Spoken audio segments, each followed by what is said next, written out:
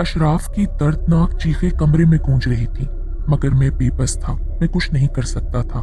थोड़ी देर वो सुर्ख शय अशराफ के गिर्द घूमती रही, फिर अचानक कमरे में सकूत तारी हो गया। वो सुर्ख शय अब कमरे में नजर नहीं आ रही थी। अशराफ कमरे के फर्श पर बेसुध पड़ा था। मैं जल्दी से अपनी जगह से उठा और अशराफ के पास पहुंचा। अशराफ औंधे मुंह पड़ा था। मैंने उसे सीधा किया तो मैं लरस उठा। अशराफ का चेहरा बहुत भयानक हो गया था। उसका चेहरा स्याह कोयले जैसा हो गया था। उसकी जुबान उसके मुंह से बाहर निकली हुई थी। उसकी आंखें उसकी आंखें गायब थीं। उसकी आंखों की जगह दो खाली सुराख थे जिनसे खून बहकर बाहर निकल रहा था। अशराफ अच्छा खासा सेहतमंद आदमी था, मगर इस वक्त ऐसा लग रहा था जैसे वो तपे दिक का मरीज हो। मैंने अशराफ की नब्ज टटोली और झुककर उसके दिल की धड़कन सुननी चाही, मगर मुझे मायूसी हुई। मेरी आंखों में बेबसी के आंसू आ गए। मेरा असिस्टेंट मेरे सामने मौत से हमकनार हो गया था और मैं कुछ नहीं कर सका। मैंने अपने आंसू पोंछे और अपना मोबाइल निकाल कर पुलिस और अस्पताल में फोन करने लगा। कुछ देर बाद वहां एम्बुलेंस आ गई। एम्बुलेंस का अमला भी अशराफ की लाश को देखकर खौफजदा हो गया। जैसे ही एम्बुलेंस अशराफ की लाश को लेकर अस्पताल रवाना हुई, मैं भी एम्बुलेंस के पीछे अस्पताल पहुंच गया। अशराफ की लाश को डॉक्टर सुलेमान ने चेक किया। डॉक्टर सुलेमान, अशराफ की मौत की क्या वजह हो सकती है? अभी मैं कोई जवाब नहीं दे सकता। 1-2 घंटे में अशराफ का पोस्टमार्टम हो जाए, फिर मैं कुछ सही नतीजे पर पहुंचूंगा। डॉक्टर सुलेमान की बात सुनकर मैं अस्पताल की बेंच पर बैठ गया। फिर मैंने मोबाइल निकालकर अशराफ की बीवी हबीबा भाभी को फोन करके अशराफ की मौत के बारे में बताया, तो हबीबा भाभी और उनका भाई फौरन ही अस्पताल पहुंच गए। हबीबा भाभी का तो रो रो कर बुरा हाल हो रहा था। मैंने उन्हें नहीं बताया कि अशराफ की मौत किस तरह वाक़ हुई और मौत के बाद उसका क्या हाल हुआ। 2 घंटे बाद डॉक्टर सुलेमान पोस्टमार्टम रूम से बाहर निकले तो मैं लपक कर उनके पास पहुंचा। मुझे देखकर डॉक्टर सुलेमान ने मेरे कंधे पर हाथ रखा और मुझे पोस्टमार्टम रूम के अंदर लेकर गए। कमरे के अंदर पहुंचकर मैंने देखा सामने बेड पर अशराफ की लाश रखी हुई थी। डॉक्टर सुलेमान, आखिर अशराफ की मौत कैसे वाक़ हुई? ये मेरी जिंदगी का हैरत अंगेज तरीन केस है। क्या मतलब? अशराफ के जिस्म के अंदर कुछ भी नहीं है? जिस्म में कुछ भी नहीं है? मैं समझा नहीं। अशराफ के जिस्म के तमाम आज़ा गायब हैं। आज़ा गायब है? क्या मतलब डॉक्टर सुलेमान? ऐसा लगता है जैसे अशराफ के जिस्म से उसके आज़ा किसी ने चुरा लिए हों। कौन से आज़ा? अरे भाई, अशराफ के जिस्म में कुछ भी नहीं है, सिर्फ ढांचा और ढांचे के ऊपर चढ़ा गोश्त और खाल है, बस। बाकी उसका दिल, फेफड़े, गुर्दा, दिमाग, आंखें, उसका जिस्म अंदर से बिल्कुल खोखला है। कुछ भी नहीं है उसके जिस्म के अंदर। ओ मेरे अल्लाह! डॉक्टर सुलेमान की बात सुनकर तो मेरे हवास मुअत्तल हो गए। मैं अगर दीवार का सहारा ना लेता तो शायद गिर जाता। मेरी पूरी मेडिकल की जिंदगी में ये पहला केस ऐसा लगता है जैसे किसी ने अशराफ के जिस्म के अंदर से उसके आज़ा निकाल लिए हों। मगर किस तरह? अशराफ के जिस्म पर किसी किस्म का कोई निशान नहीं था। क्या अशराफ बगैर जिस्मानी आज़ा के जिंदा था? ये तीसरा वाक़या है इस तरह का। मैंने डॉक्टर सुलेमान की बात मुकम्मल होने के बाद कहा, क्या तीसरा वाक़या? इससे पहले भी किसी के आज़ा चुराए गए हैं क्या? मेरी बात सुनकर डॉक्टर सुलेमान बोले तो मैंने जाइन और सलियान के बारे में उन्हें बताया कि किस तरह जाइन की सांसें चुराई गई थीं और सलियान के जिस्म का खून भी कोई अफरियत चुरा कर ले गया था। ओ मेरे खुदा! इसका मतलब है कि इस वक्त काहिरा में कोई अफरियत है जो लोगों के जिस्म के अंदर से उनके आज़ा चुरा रहा है। लेकिन वो अफरियत लोगों के आज़ा क्यों चुरा रहा है? जाइन की सांसें, सलियान का खून और अशराफ के जिस्म के आज़ा, कहीं वो अफरियत अपना जिस्म तो मुकम्मल नहीं कर रहा?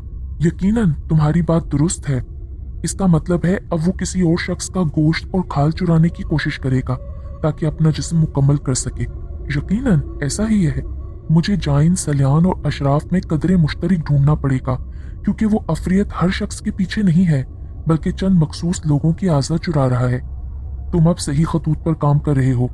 डॉक्टर सुलेमान, अशराफ की आज़ा गायब होने वाली बात मीडिया को ना मालूम हो, वरना पूरे काहिरा में खौफ व हरास फैल जाएगा। तुम बेफिक्र रहो, मैं पोस्टमार्टम की रिपोर्ट में अशराफ की मौत की वजह दिल का शदीद दौरा लिख दूंगा। मैंने डॉक्टर सलमान का शुक्रिया अदा किया। फिर मैं अस्पताल से बाहर निकला। सुबह हो चली थी। मैंने अपनी जीप घर की तरफ रवाना कर दी। जब मैं घर पहुंचा तो लैला उठ चुकी थी। मैंने उसे अशराफ की मौत के बारे में बताया तो उसे बहुत अफसोस हुआ।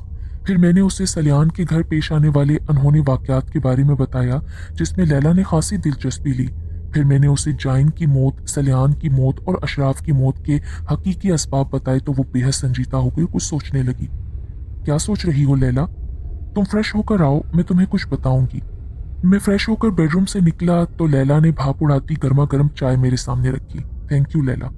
ये देखो, तुम्हें सलियान और अशराफ भाई के घर के सामने ये चमगादड़ नजर आई थी ना?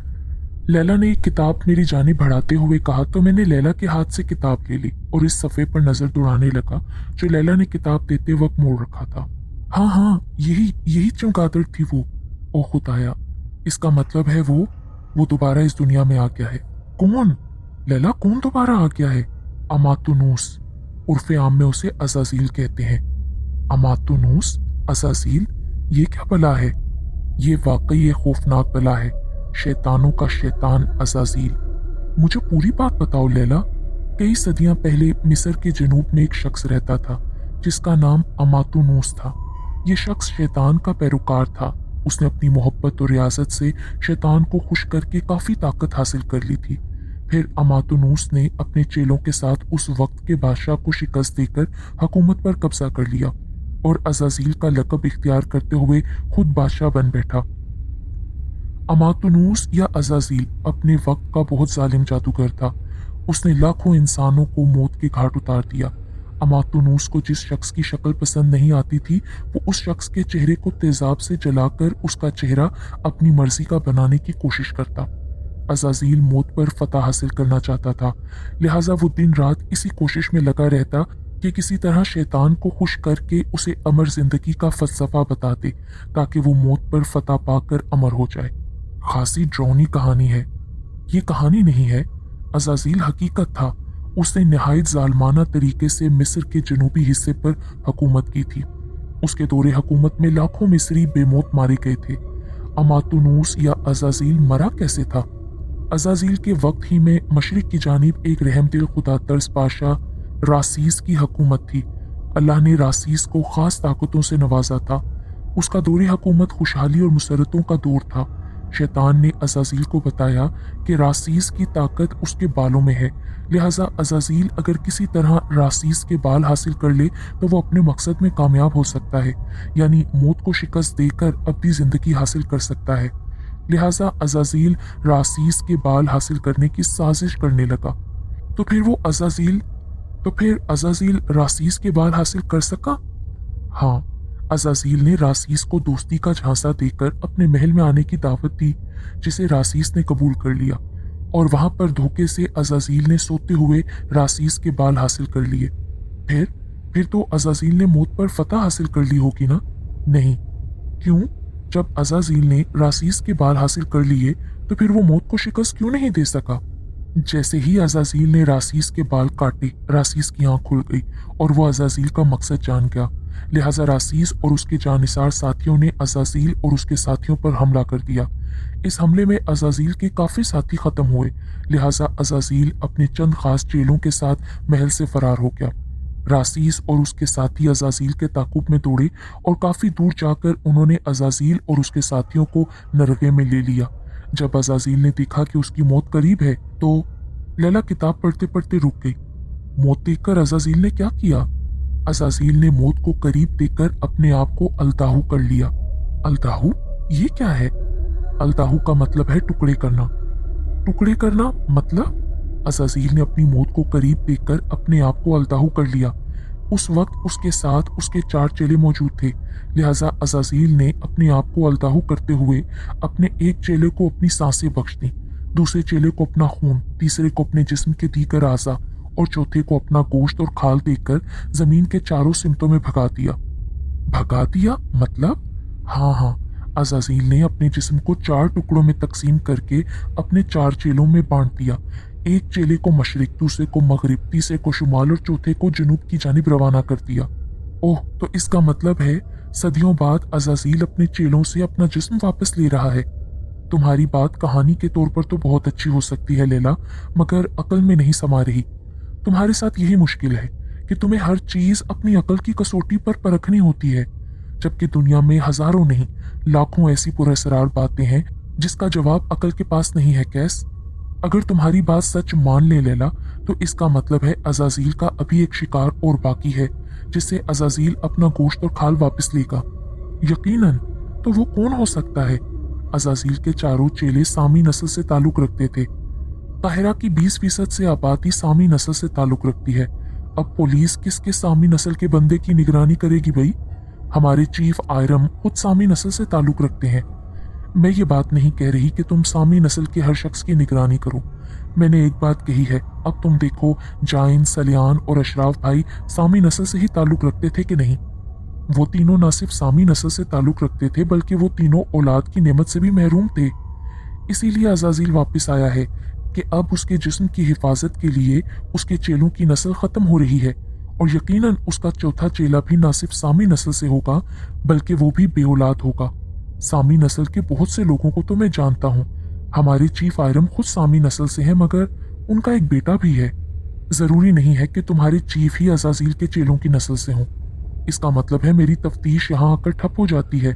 नहीं, सबसे पहले तो मिस्टर जाइन के घर जाकर मालूम करो कि क्या ये चमगादड़ नुमा जानवर जाइन की मौत से पहले उनके घर के आसपास नजर आया, और फिर अपने आदमियों को इस चमगादड़ की तलाश में लगा दो। जहां ये चमगादड़ होगी, वही अज़ाज़ील का अगला शिकार होगा। ये तुमने पॉइंट की बात बताई है लैला। मैं अभी जाइन के घर जाता हूँ और साथ ही तमाम जगहों पर उस चमगादड़ की तस्वीर भेज देता हूँ कि किसी को ये चमगादड़ नजर आए तो वो फौरन इतला दे। मैंने अपने मोबाइल से लैला की किताब में से चमगादड़ की कई तस्वीरें बना ली और लैला के गाल पर प्यार करते हुए जाइन के घर की जानिब रवाना हुआ। जाइन के घर पहुंचकर जब मैंने जाइन की बेवा को इस चमगादड़ की तस्वीर दिखाई, तो वो फौरन ही उस मनहूस चमगादड़ को पहचान गई, और उसने बताया कि जाइन की मौत से कई दिन कबल इस चमगादड़ ने उनकी छत पर अपना घर बना लिया था और दिन रात वहीं पर उल्टी लटकी रहती थी। मिसेस जाइन की बात सुनकर मैं सीधा अपने दफ्तर पहुंचा ताकि फील्ड में मौजूद लोगों को इस चमगादड़ की तस्वीर भेज सकूं। दफ्तर पहुंचकर मालूम हुआ कि चीफ अभी तक दफ्तर नहीं पहुंचे हैं। यह खिलाफ मामूल बात थी। चीफ कभी लेट नहीं होते थे, और अगर उन्हें कहीं जाना होता या दफ्तर से छुट्टी करनी होती थी तो वो अपने सेक्रेटरी को जरूर मुतला करते थे। लिहाजा मैंने चमगादड़ की तस्वीर भेजने के बाद चीफ आयरम को फोन किया। बेल मुसलसल बज रही थी, मगर फोन किसी ने नहीं उठाया। बेल बज कर बंद हो गई तो मेरे माथे पर शिकने गहरी हो गई। उसी वक्त मेरा मोबाइल बजने लगा। मैंने जेब से मोबाइल निकालकर देखा, स्क्रीन पर चीफ का नाम चमका रहा था। अस्सलाम वालेकुम चीफ, आप आज ऑफिस नहीं आए? कैस, जितनी जल्दी हो सके मेरे घर आ जाओ। क्या हुआ सर, खैरियत तो है ना? कैस, वक्त जाया ना करो, फौरन मेरे घर आ जाओ। चीफ ने इतना कहकर राब्ता मुनक़ता कर दिया। चीफ की परेशान ज़दा आवाज ने मेरे अंदर खतरे की घंटी बजा दी। लिहाजा मैं कोई वक्त जाया किए बगैर आंधी तूफान की तरह चीफ आयरम के घर की जानिब रवाना हो गया। जब मैं चीफ आयरम के घर के सामने पहुंचा तो मैं हैरान रह गया। चीफ के घर के बाहर लगे दरख्त पर सैकड़ों भेड़िए के मुंह वाली चमगादड़ें बैठी थीं और अपनी सुर्ख सुर्ख आंखों से चीफ के घर के दरवाजे को घूर रही थीं। वो चमगादड़ें इतना ज्यादा तादाद में थीं कि सारा दरख्त स्याह नजर आ रहा था। ओ मेरे अल्लाह, इसका मतलब है अज़ाज़ील इस वक्त चीफ के घर में है और उसका अगला शिकार चीफ आयरम है। मैंने सोचा और जल्दी से अपनी जीप से उतरकर चीफ के दरवाजे के सामने पहुंचा और घंटी बजाई। घंटी बजते ही दरवाजा खुला और दरवाजे में चीफ का चेहरा नजर आया। जैसे ही चीफ का चेहरा दरवाजे पर नमूदार हुआ, दरख्त पर बैठी सैकड़ों चमगादड़ें अपनी क्रिया आवाज में चीखने लगी। इतनी ज्यादा तादाद में चमगादड़ों के चीखने की आवाज मेरे कानों को निहायत नागवार गुजरी। मैंने जल्दी से अपने दोनों हाथ अपने कानों पर रख लिए। चीफ ने मेरा बाजू पकड़ा और मुझे घसीट कर घर के अंदर किया और साथ ही दरवाजा बंद कर लिया। दरवाजा बंद होते ही तमाम चमगादड़ें खामोश हो गई। चीफ, ये सब क्या है? अंदर आओ, मैं तुम्हें सब कुछ बताता हूँ। इतना कहकर चीफ मुझे अपने कमरे में ले गए। सोफे पर बैठने का कहा, खुद मेरे सामने दूसरे सोफे पर बैठ गए। जी चीफ, आप मुझे कुछ बता रहे थे। वो दोबारा जिंदा हो गया है और अपनी अमानत लेने के लिए आने वाला है। किसकी बात कर रहे हैं आप? उस शैतान की। अज़ाज़ील। मैंने जैसे ही अज़ाज़ील का नाम लिया, चीफ उछलकर खड़े हो गए। तुम अज़ाज़ील के मुतल्लिक कैसे जानते हो? चीफ ने मुझसे पूछा तो मैंने लैला से सुनी सारी कहानी उनको बताई। लैला की बताई सारी बातें दुरुस्त हैं। तो अज़ाज़ील के चौथे चेले की नस्ल से आप हैं? चीफ ने इकरार में सर हिला दिया।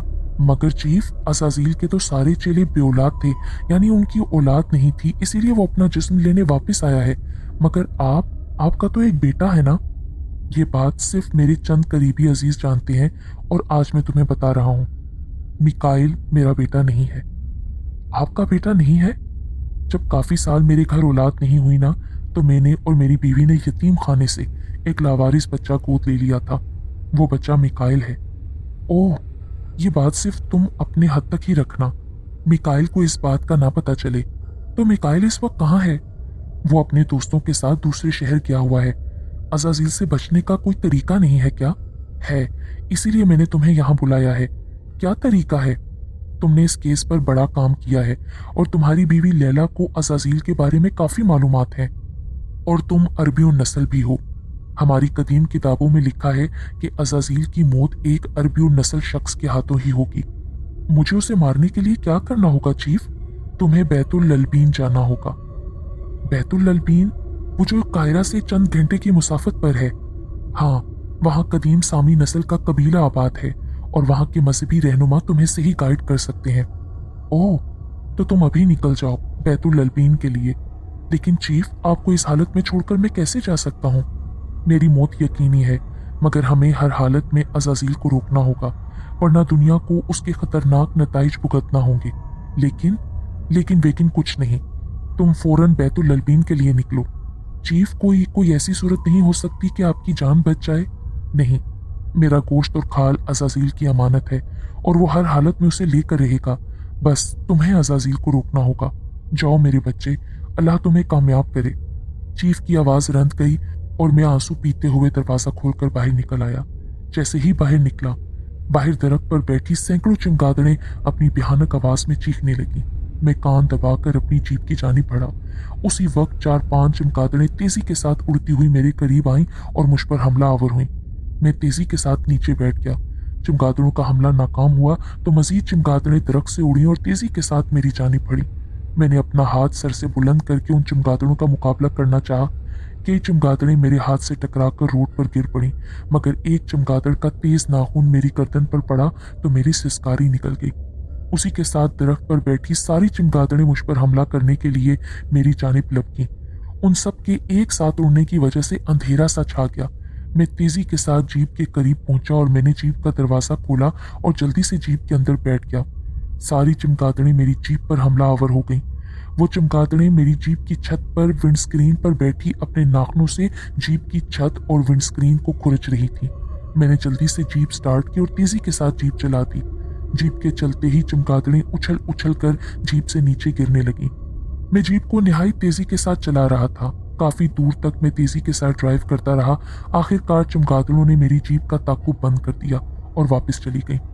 जब मुझे महसूस हुआ कि तमाम चमगादड़ों ने मेरा पीछा छोड़ दिया है, तो मैंने जीप सड़क किनारे रोकी और शीशे में अपनी गर्दन का मुआयना किया, जहां पर एक चमगादड़ ने अपने नाखून से गहरी खराश डाल दी थी, जिससे खून उबल रहा था।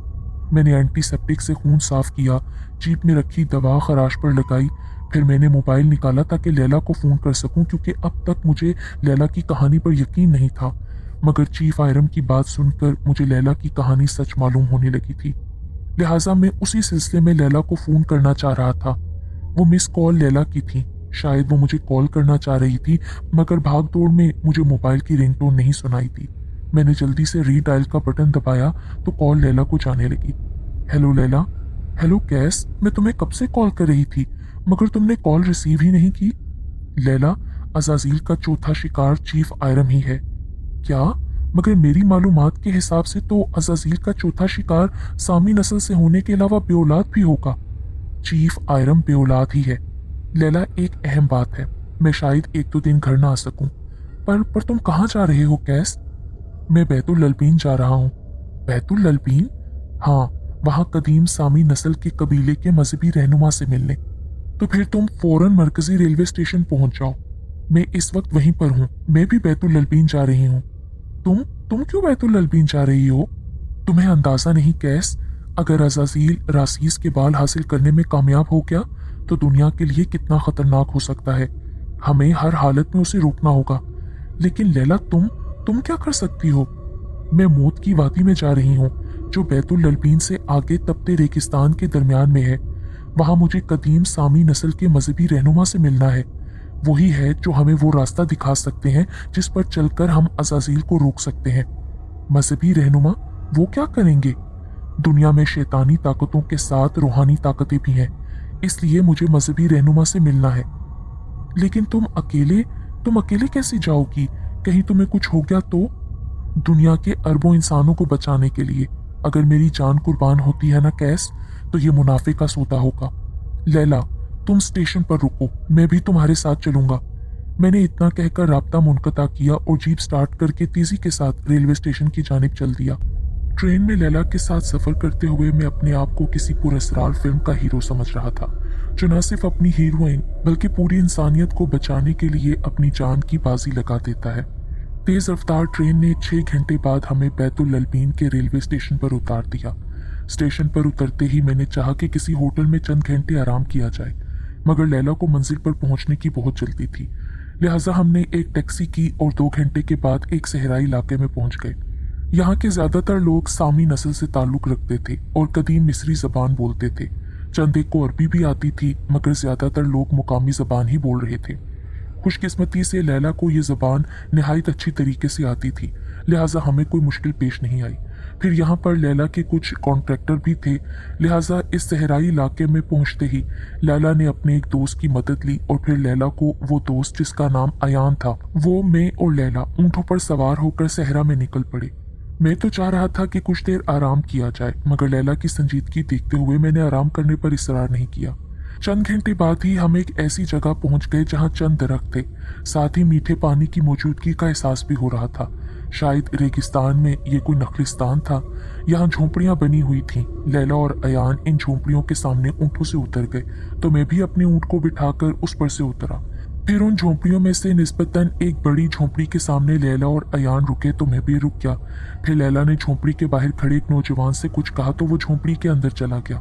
जवान वापस आया और उसने हाथ के इशारे से हमें झोंपड़ी में जाने का कहा, तो लैला ने अयान को बाहर ही रुकने का कहा और मेरा हाथ पकड़कर झोंपड़ी में दाखिल हो गई। मध्यम सी रोशनी में वहां एक बूढ़ा शख्स टेक लगाए बैठा था। उसके चेहरे पर बहुत ज्यादा झुर्रियां थीं, गले में एक बड़ी सी माला थी। उस माला के तमाम मोती सयाह थे, मगर दरमियान वाला बड़ा मोती सुर्ख रंग का था। वो सुर्ख रंग मुझे अपनी आंखों में चुभता हुआ महसूस हुआ। मैंने जल्दी से अपनी नजरें झुका ली। लैला, मेरी बेटी। वो बूढ़ा शख्स लैला को देखकर अपनी जगह से खड़ा हो गया। लैला उस बूढ़े के सामने दो जानू होकर बैठ गई। लैला की देखा देखी मैं भी लैला के बराबर में उस बूढ़े शख्स के सामने दो जानू होकर बैठ गया। ये मेरे शोहर सैयद मोहम्मद कैस अल सईदी हैं। आप सैयदजादे हैं। ये हमारी खुशकिस्मती है कि आपके मुबारक कदम हमारे घर तक आए। मास्टर, वो वापस आ गया है। कौन? तुम किसकी बात कर रही हो? वो शैतान अमातुनूस। अमातुनूस? शैतान? वो वापस आ गया है? मास्टर के चेहरे पर भी सरासीमगी फैल गई। जी, वही अमातुनूस जो अपने आप को अज़ाज़ील कहता है, वो वापस आ गया है। तुम कैसे कह सकती हो कि वो वापस आ गया है? कैस, तुम बताओ शुरू से मास्टर साहब को। फिर मैंने मास्टर साहब को जाइन, सलियान, अशरफ की मौत की पूरी सूरत हाल से आगाह किया। तुम्हें अंदाजा है अब दुनिया कितने बड़े खतरे से दो चार हो चुकी है? जी, वो शैतान अज़ाज़ील अपने जिस्म के 3 हिस्से हासिल कर चुका है। अब वो अपने जिस्म का चौथा और आखिरी हिस्सा यानी गोश्त और खाल हासिल करेगा। जी, और मेरा ख्याल है उसका चौथा शिकार काहिरा के पुलिस चीफ मिस्टर आयरम है।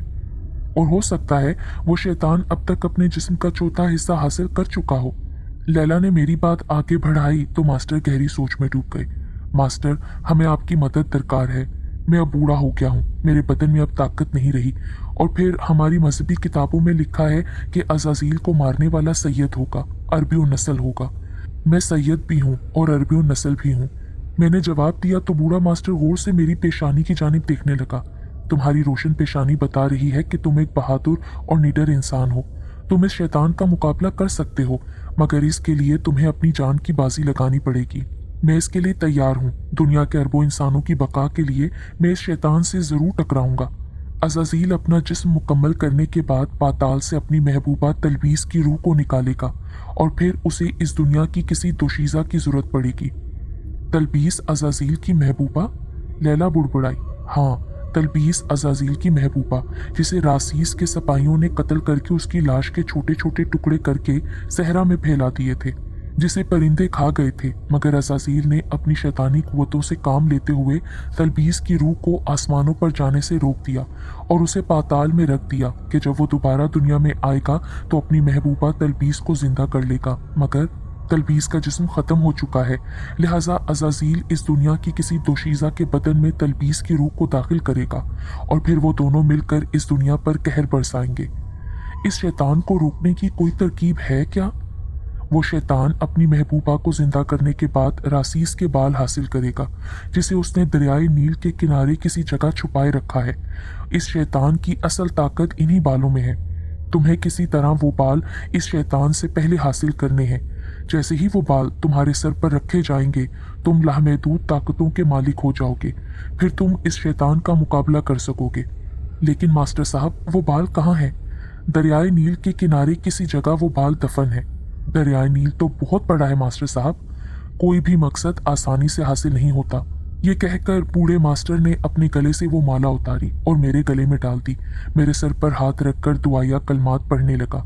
बूढ़ा मास्टर जैसे जैसे दुआया कलमात पढ़ रहा था, मुझे ऐसा लग रहा था जैसे मेरे अंदर रोशनी भरती जा रही हो। मेरे एतमाद में इजाफा हो रहा था।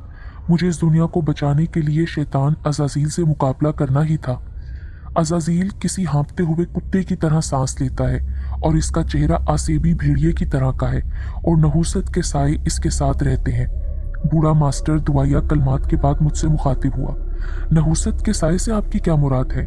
वो मनहूस परिंदे जिनकी शक्ल भेड़िए की है और जिस्म चमगादड़ का। वो काले रंग परिंदे जो ज्यादातर खामोश रहते हैं, मगर जब चीखते हैं तो ऐसा महसूस होता है कि जैसे कानों के पर्दे फट जाएंगे।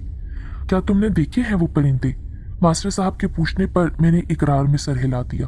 वो मनहूस परिंदे अज़ाज़ील के गुलाम हैं। उसके एक इशारे पर वो किसी भी शख्स की तिक्का बोटी कर सकते हैं। वो अज़ाज़ील की महबूबा तलबीस, वो कैसी है? वो किसी रीछ की मानित है। अज़ाज़ील तलबीस की रूह को पाताल से निकाल कर किसी औरत के जिस्म में दाखिल करेगा तो उस औरत के जिस्म पर रीछ की तरह के बाल उगाएंगे। क्या तलबीस के पास भी कुछ शैतानी ताकतें हैं? नहीं, उसके पास कोई ताकत नहीं है। उसकी असल ताकत अज़ाज़ील की मोहब्बत है। तो मैं किस तरह अज़ाज़ील को जहन्नुम वासिल कर सकता हूँ मास्टर साहब? जब तुम अज़ाज़ील पर गलबा पालो तो मेरी ये माला उसके गले में डाल देना, वो फना हो जाएगा। मास्टर जी, आप हमारे साथ चलते तो अच्छा होता। लैला जो इतनी देर खामोशी से हमारी बातें सुन रही थी अब बोल उठी। अब मेरा भी आखिरी वक्त आन पहुंचा है। मैं यहीं से बैठकर तुम्हारी मदद करूंगा। बूढ़ा मास्टर बोला तो लैला ने सर झुका दिया। फिर हम दोनों बूढ़े मास्टर से रुखसत लेकर उनकी झोंपड़ी से बाहर निकले और अयान के साथ ऊँटों पर बैठकर बैतुल अल्बीन आए और सीधे स्टेशन पहुंचे। काहिरा का टिकट लेकर ट्रेन में बैठ गए। ट्रेन में बैठकर मैंने अपने मोबाइल से ऑफिस फ़ोन किया तो मुझे मालूम हुआ कि चीफ आयरम का कुछ पता नहीं चल रहा। वो अपने घर से गायब हैं। उनकी गुमशुदगी की वजह से महकमे के लोग काफ़ी परेशान हैं।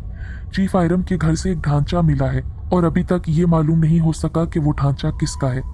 ये सब बातें सुनकर मैं समझ गया कि अज़ाज़ील ने अपने जिस्म का चौथा और आखिरी हिस्सा भी हासिल कर लिया है और अब वो अपनी महबूबा तलबीस की रूह को पाताल से निकालेगा, फिर रासीस के बाल हासिल करेगा। काहिरा रेलवे स्टेशन पर जब मैं और लैला उतरे तो सुबह हो चुकी थी। ट्रेन में सोकर मैंने नींद पूरी कर ली थी। मैंने लैला को टैक्सी करवाई, उसे घर जाने का कहा। खुद में पुलिस हेडक्वार्टर की जानिब चल दिया ताकि कोई नई बात मालूम हो तो मालूम कर सकूं। पुलिस हेडक्वार्टर से मुझे कोई खास मालूमात हासिल ना हो सकी। अब मैं परेशान हो रहा था कि आखिर अज़ाज़ील कहाँ होगा, मुझे उनकी तलाश कहाँ से शुरू करनी चाहिए। अचानक मेरे दिल में ख्याल आया कि जहाँ मेरी मुलाकात पहली बार अज़ाज़ील से हुई थी, मुझे वहीं से उसकी तलाश दोबारा शुरू करनी चाहिए, यानी सलियान के मकान से।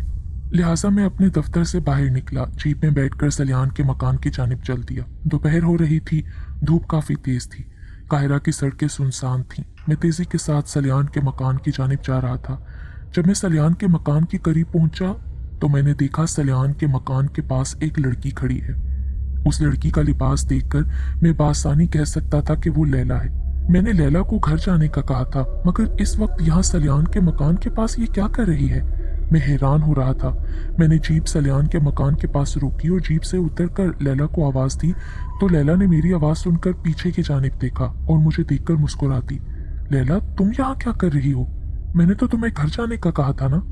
मैंने लैला को हाथ पकड़ते हुए कहा तो लैला ने मेरी किसी बात का जवाब नहीं दिया, बल्कि सिर्फ अपनी पलकें झपका रही थी। वो लैला चेहरे से बहुत बीमार नजर आ रही थी।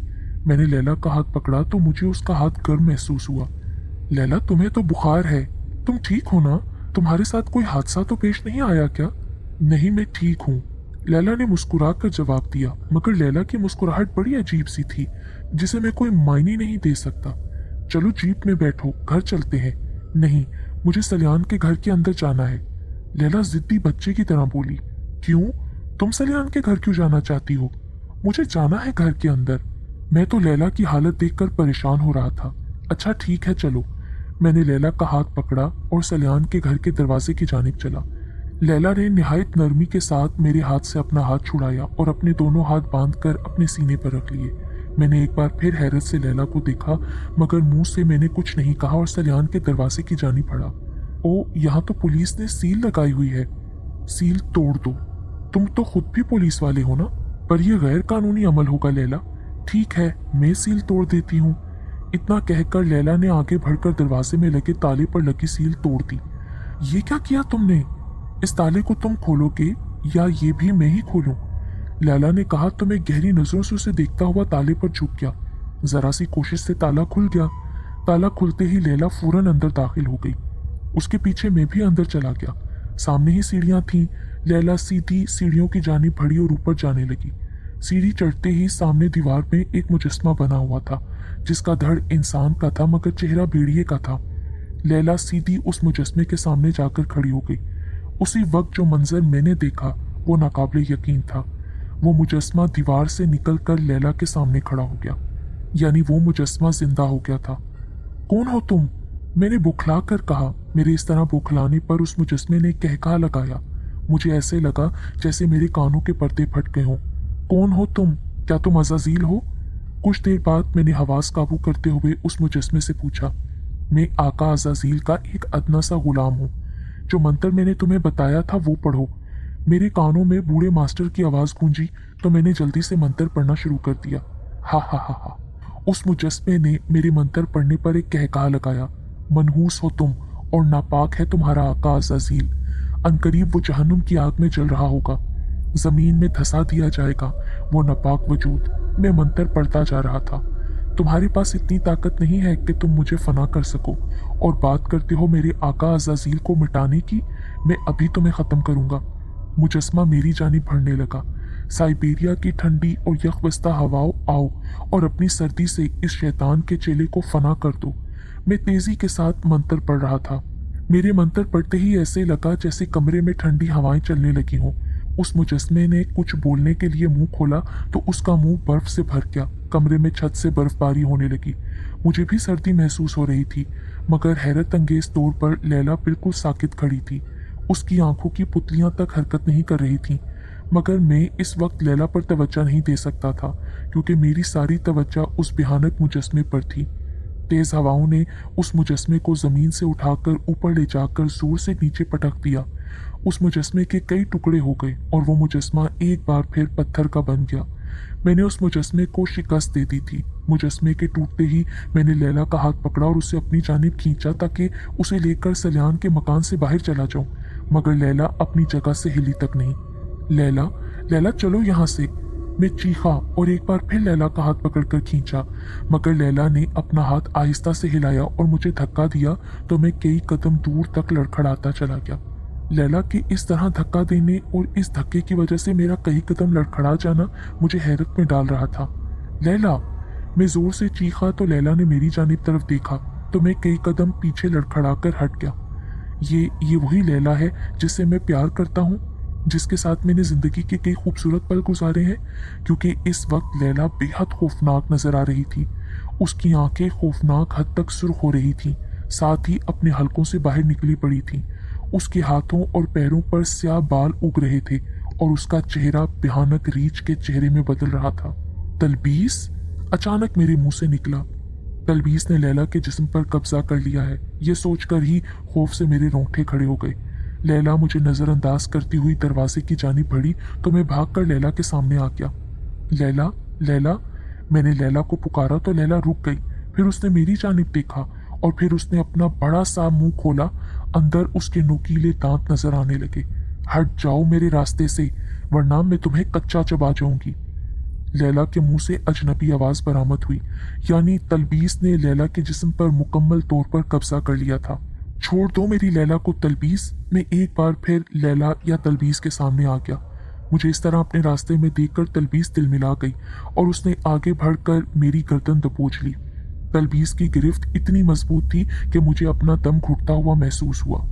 उसी वक्त तलबीस के दूसरे हाथ ने उसके हाथ पर जोर की चोट पहुंचाई। जिस हाथ से तलबीस ने मेरी गर्दन दबोच रखी थी, तलबीस के हाथ से मेरी गर्दन छूट गई तो मैं फर्श पर गिर पड़ा। फर्श पर गिरते ही मैं फुर्ती के साथ खड़ा हो गया। साथ ही मैं अपनी गर्दन मसल रहा था और गहरे गहरे सांस ले रहा था।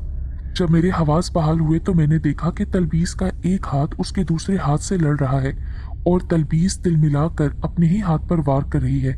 फिर तलबीस ने लड़ने वाले हाथ पर काबू पाया और तेजी के साथ दरवाजे की जानिब बढ़ी। दरवाजा खोलकर बाहर की जानिब भागी। मैं भी उसके पीछे भागा। मैंने लैला को आवाज दी तो लैला या तलबीस ने मुड़कर मेरी जानिब देखा।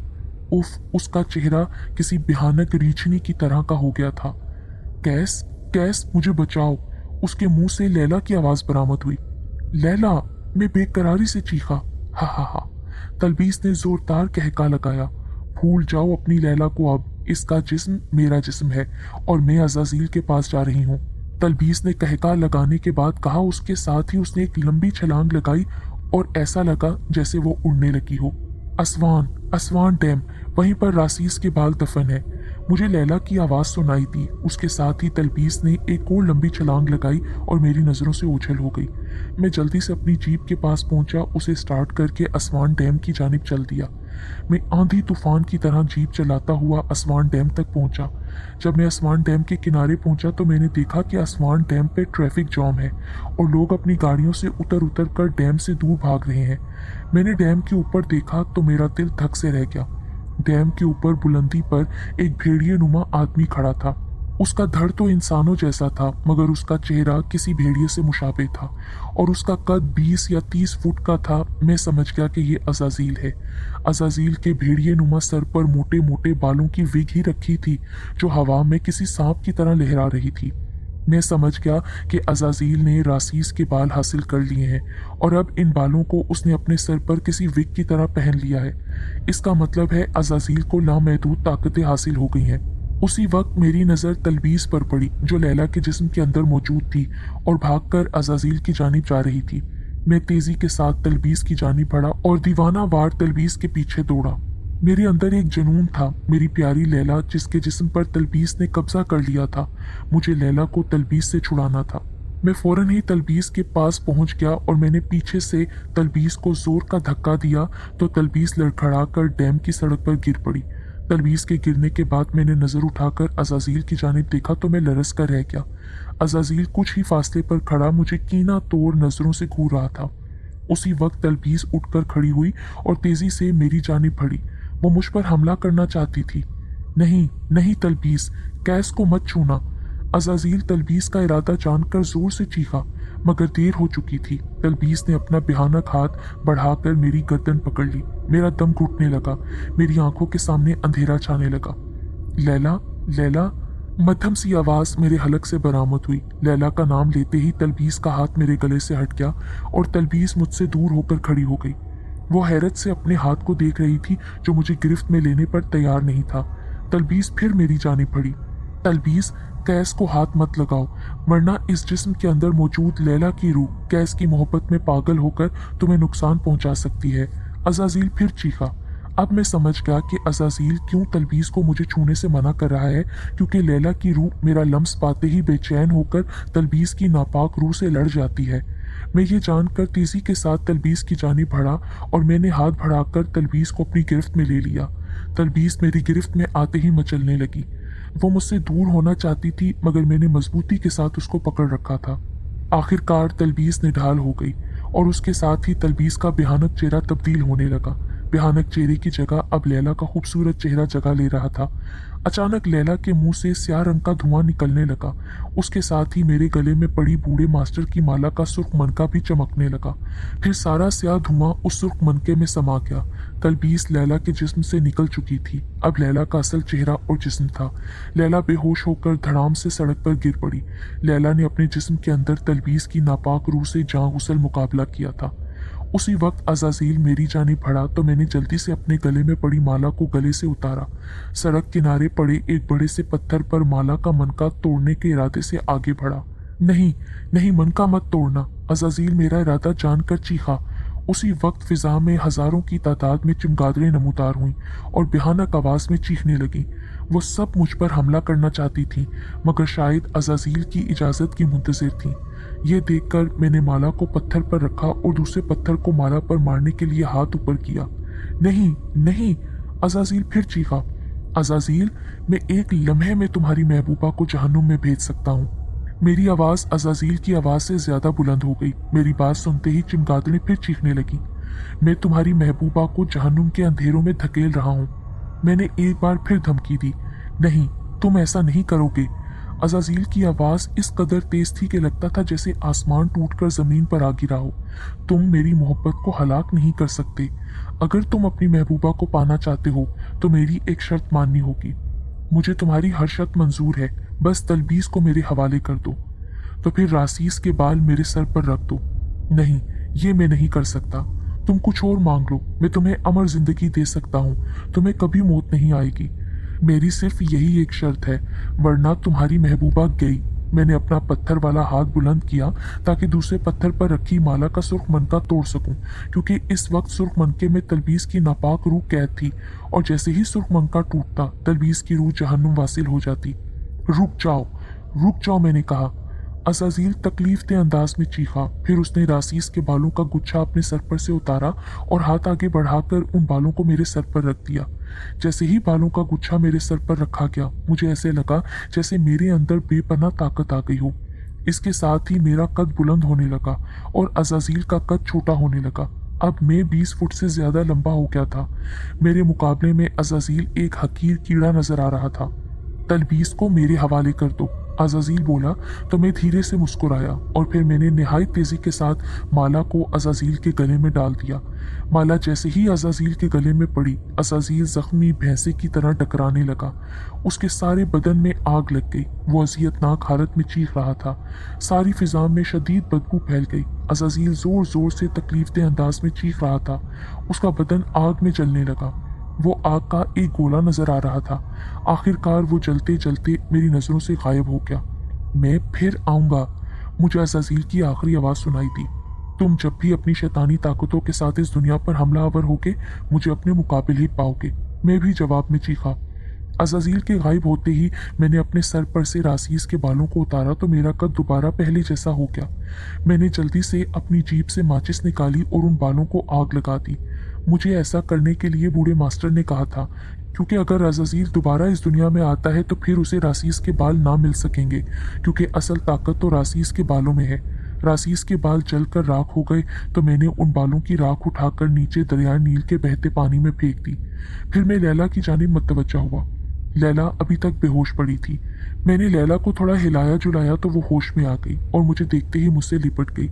अब सब ठीक है, वो शैतान अज़ाज़ील शिकस्त खाकर भाग चुका है। मैंने लैला को तसल्ली दी तो लैला बेख्तियार रोने लगी। मैंने लैला को गले लगाया और फिर उसे खड़ा किया। लैला की टांगें कमजोरी की वजह से लड़खड़ा रही थी। उसने अपना जिस्म हासिल करने के लिए तलबीस से बड़ी जांग से लड़ाई की थी, इसीलिए लैला को शदीद कमजोरी हो रही थी। मैंने लैला को अपने हाथों में उठाया तो लैला ने मुस्कुराकर मेरी जानिब देखा और फिर अपनी बाहें मेरे गले में डाल दी और अपना मुंह मेरे सीने में छुपा लिया। मैंने हंसते हुए लैला के कान में प्यार भरी सरगोशी की और फिर लैला को अपने हाथों में उठाए अपनी जीप की जानिब चल पड़ा। मैं और लैला दोनों बहुत खुश थे कि हमने आखिरकार शैतान अज़ाज़ील और उसकी महबूबा तलबीस को बुरी तरह से शिकस्त देकर जहन्नुम वासिल कर दिया।